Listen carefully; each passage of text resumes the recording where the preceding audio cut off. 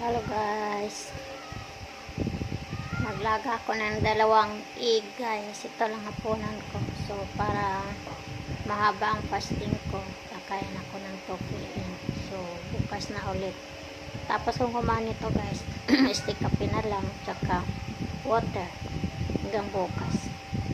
So kailangan talaga natin guys bawas sa katakawan, kaya mahirap talaga pag ma-over tayo sa pagkain.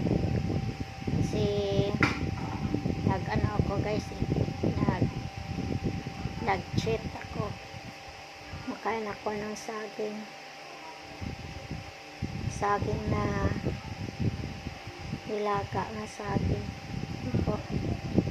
Alas 12 pa ako kumain ng tanghali hanggang gabi, napag-bloated yung tiyan ko.